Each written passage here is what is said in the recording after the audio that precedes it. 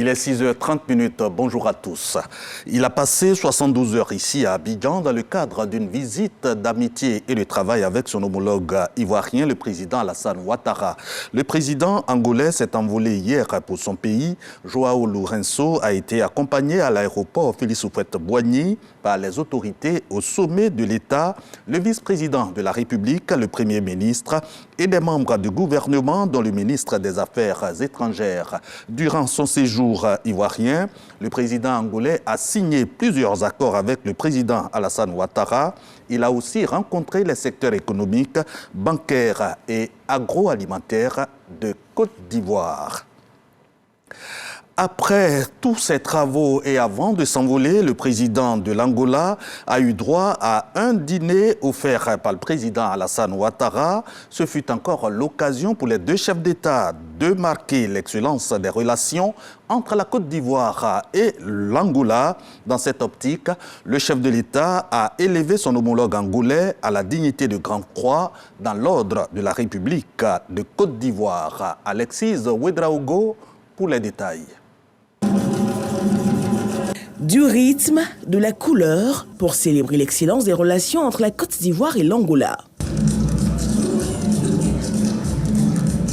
Jeudi soir, au Sofitel Hôtel Ivoire d'Abidjan, sur invitation du président Alassane Ouattara, les petits plats sont mis dans les grands pour honorer le président Lourenço. Vive l'Angola, vive la Côte d'Ivoire, vive l'amitié et la coopération ivoiro-angolaise. Merci, merci, madame, merci.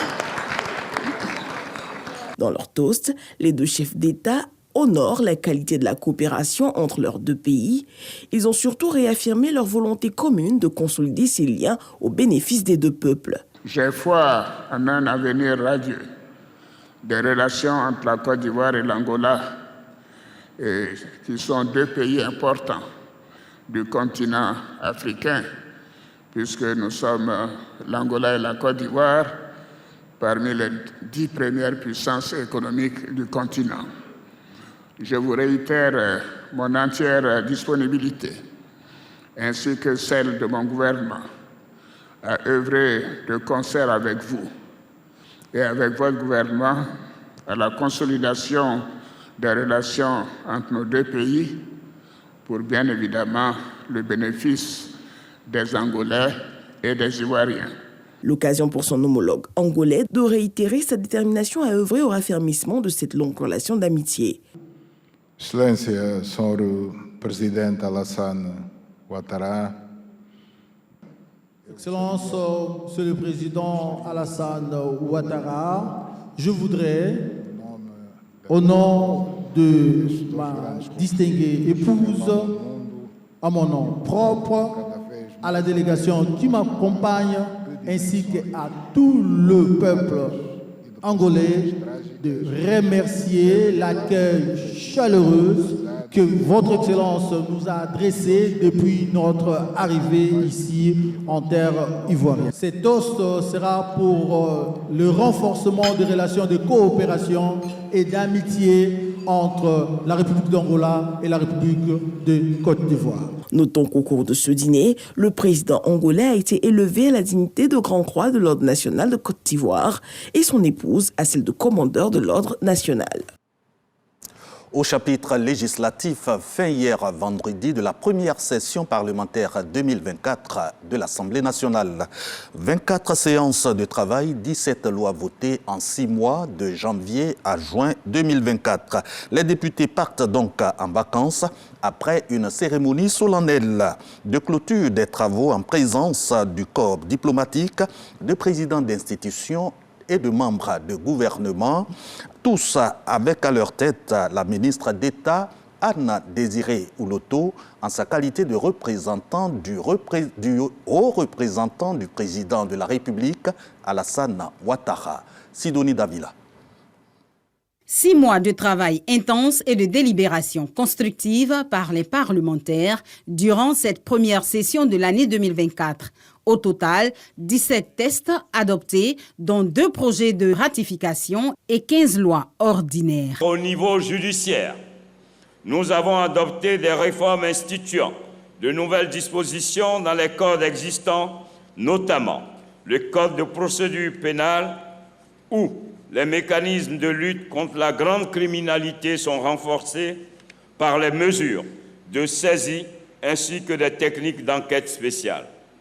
Quant au code pénal, il a suscité certaines polémiques relativement à la modification de l'article 185 nouveau qui élargit la notion d'apologie du crime sans porter atteinte aux libertés fondamentales, notamment la liberté d'expression et les libertés individuelles si chères à nous tous.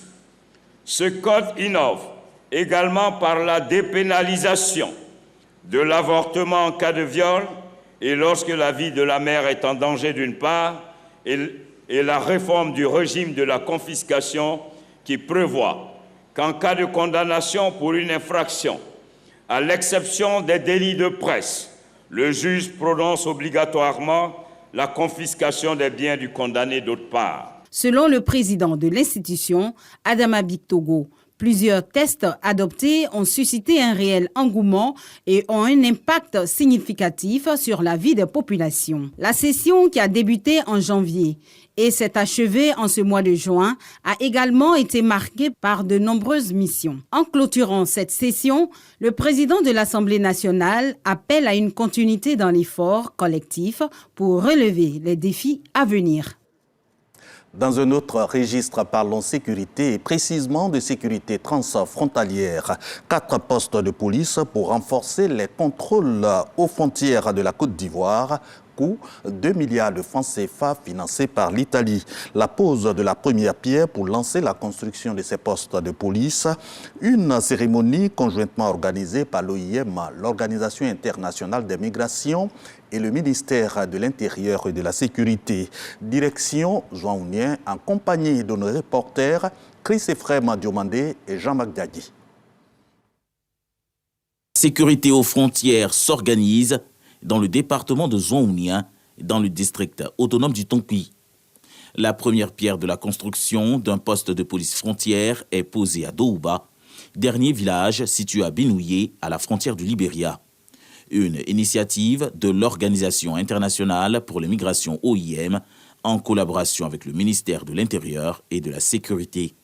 Ce dispositif vise à assurer un contrôle efficace des mouvements transfrontaliers en Côte d'Ivoire. Les nouveaux postes de police aux frontières dont la construction débute aujourd'hui joueront un rôle essentiel dans l'amélioration de la sécurité frontalière et la gestion des flux migratoires. Ils permettront un contrôle plus efficace des mouvements transfrontaliers, permettront aussi de réduire les activités illicites et renforceront la coopération entre les autorités ivoiriennes et leurs homologues des pays limitrophes.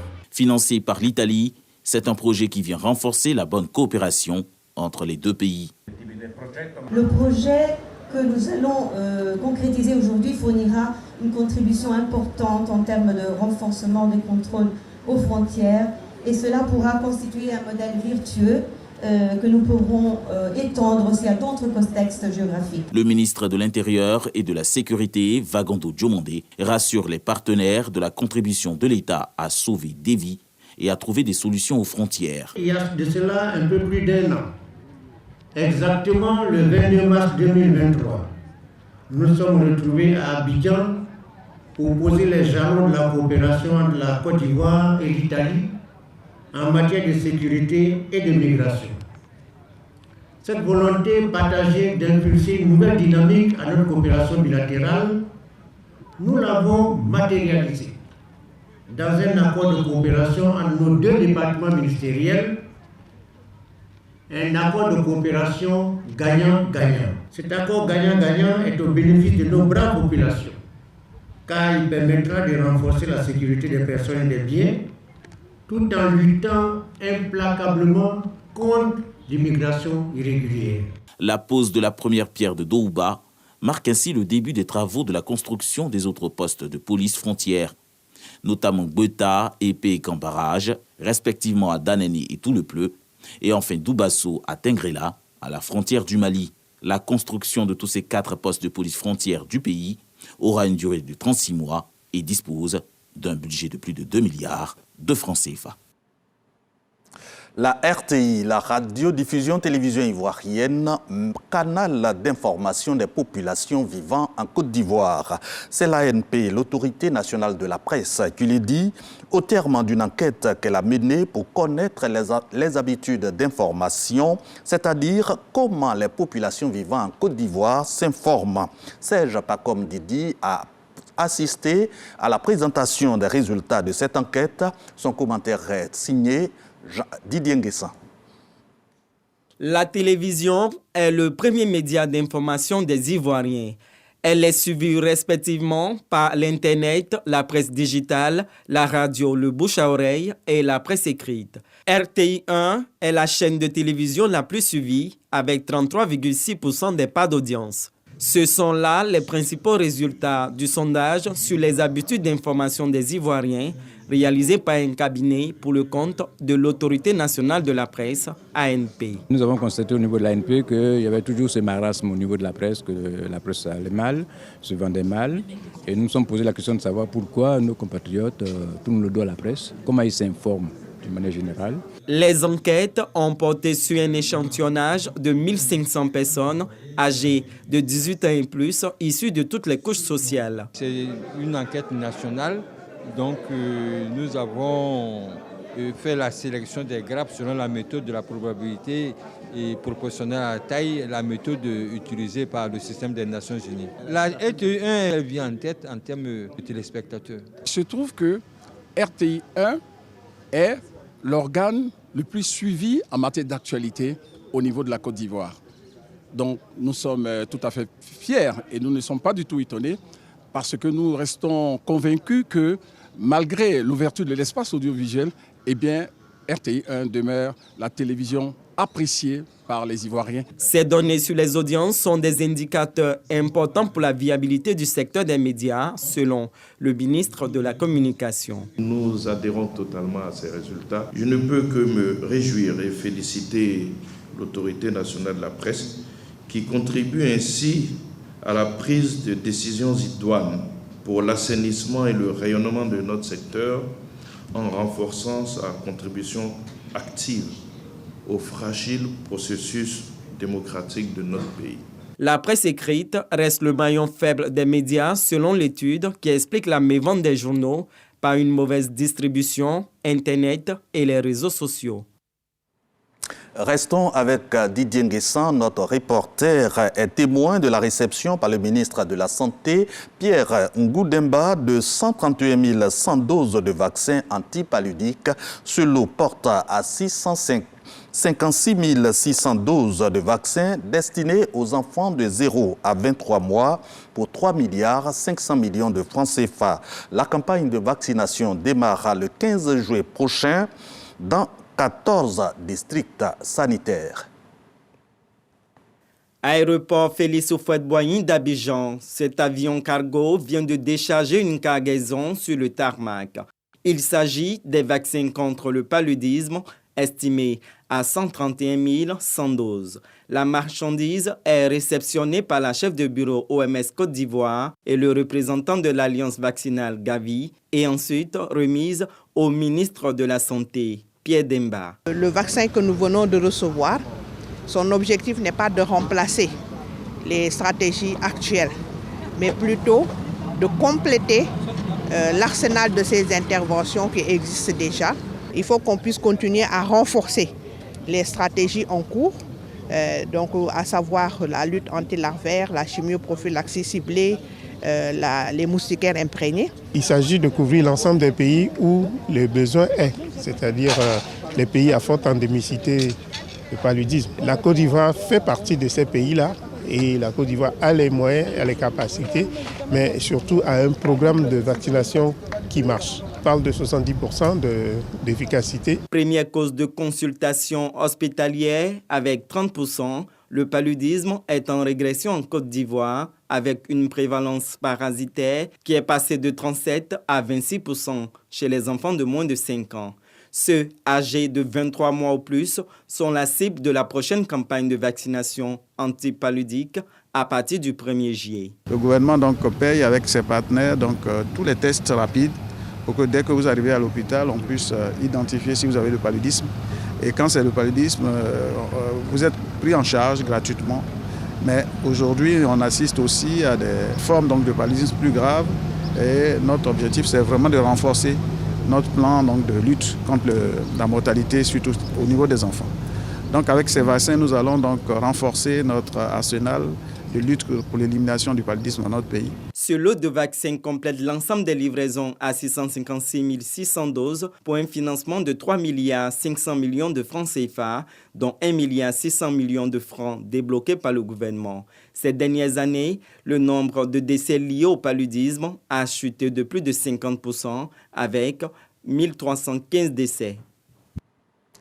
Hors de nos frontières en République démocratique du Congo, la ville de Kanyabayonga tombe aux mains des rebelles du M23 après de violents combats. Alors qu'en Ukraine, les bombardements font partie du quotidien des populations restées sur place à Pokrovsk, dans la région de Donetsk. Voilà pour l'actualité de ce matin. L'info revient à 10h sur RTI 1. Excellente journée du samedi 29 juin 2024 à vous tous. On se retrouve demain.